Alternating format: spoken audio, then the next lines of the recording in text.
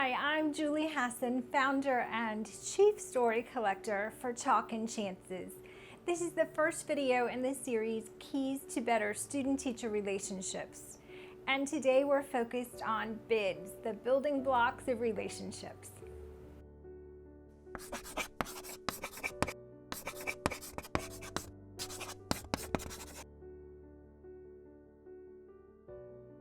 Relationships are formed moment by moment, bid by bid.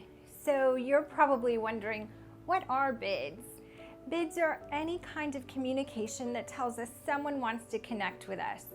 It could be words, it could be a gesture, an expression, a touch. Bids can be overt. So a student might come up and say, "Can I talk to you?" Or a bid can be very subtle. Sometimes they come near us and just sigh and let us know they need something. Students send bids because they're feeling sad, anxious, frustrated, and they need someone to listen or some reassurance.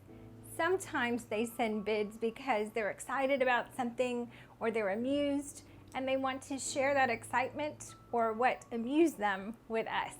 When someone sends a bid for connection, we can respond in 3 different ways.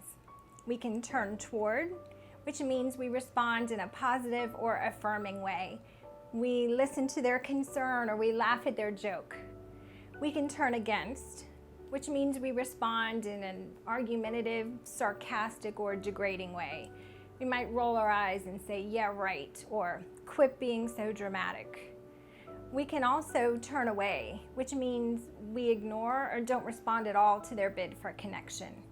We might do this intentionally, like when we're giving someone a cold shoulder, but most of the time when we turn away, when we ignore a bid for connection, it's just because we're distracted or we're preoccupied with something else. Let me give you an example of this in a school setting. Once I was observing in a high school English class, and as the students were coming in, I noticed one young man come in with the hood to his sweatshirt up over his head, grimace on his face, came stomping in, slammed his backpack down, sat down hard in the seat, crossed his arms, leaned back, and sighed. All the other kids were getting their things out of their backpacks, getting ready for class, and he just sat there. Clearly something had happened in the hallway or the period before.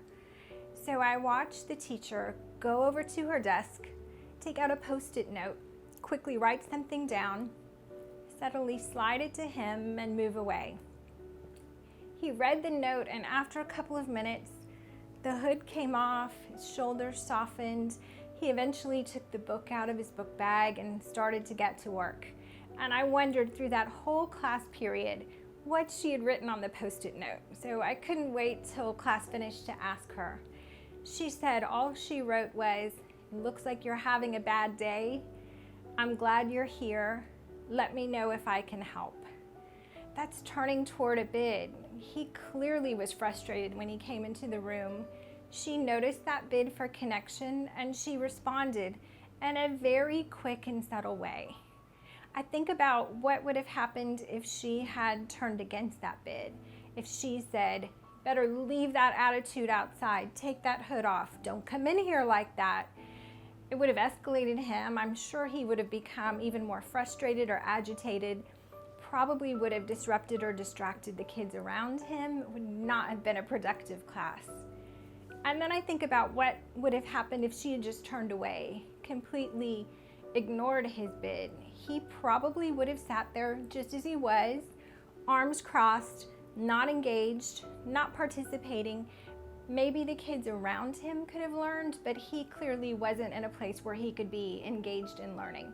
So just by taking those couple of minutes to write that quick note to him and turn toward his bid for connection, she got him engaged in learning.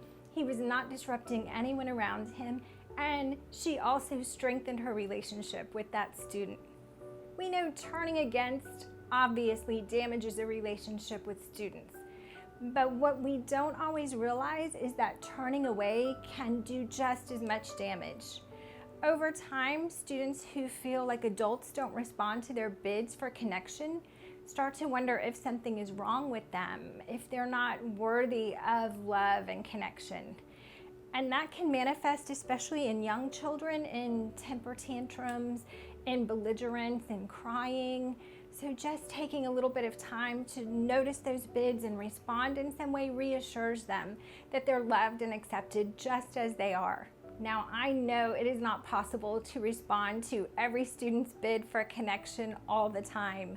You are outnumbered and you have a lot on your plate, so much to accomplish in a day. But if you will turn toward a bid for connection as often as you can, it will result in deeper, better relationships with students. And we know that better relationships result in better academic, emotional, and social outcomes for kids. It's okay if you have to delay that response. It's okay to say to a student, I can see that you need to talk, but now is not a good time. Can we talk on the way to lunch? Or I really want to hear about your grandmother. Can you stay after class for just a few minutes and tell me? You've still noticed and responded.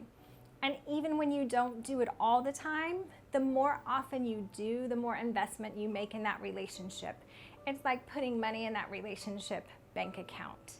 So if you will take a little bit of time to put those deposits in, it will pay off in outcomes for your students and in great relationships as your year goes on. Building relationships with students is what makes you the teacher they will always remember. You will make them feel worthy and valued, and students will carry those memories for years or even decades. If you want a free ebook full of small ways to make a big impact, you can text the word resource to 66866.